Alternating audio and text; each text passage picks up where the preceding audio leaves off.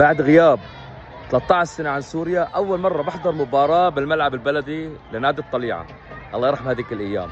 عم تلعب الطليعة بتشرين. تعالوا نشوف المباراة، تعالوا تفرجوا.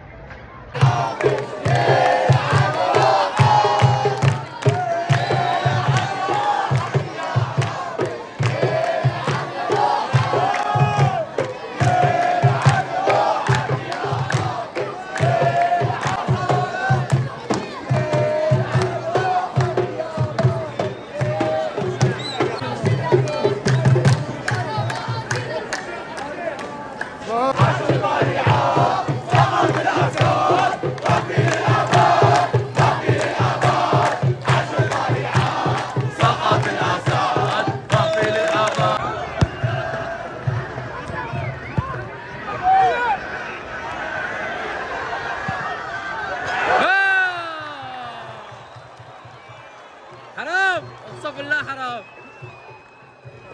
طالعاوي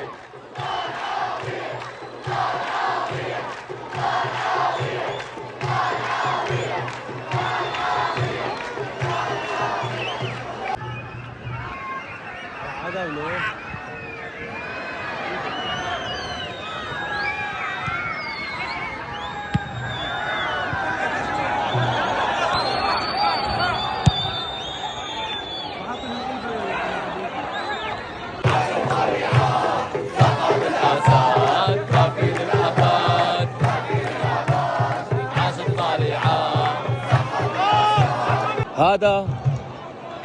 هذا التاريخ، هذا هو تاريخ كرة القدم في حماه وبلاد الطليعة. انت تقلي نعم يا ابو عمار. وين ما عم طير له؟ اعمل لك طلع موجود والله موجود. يعني موجود شغل عم شوف عمار بس. عم شوف عمار. ايه عم نسهر. يا الله دربك عليه. خلاص يا ابو عمار.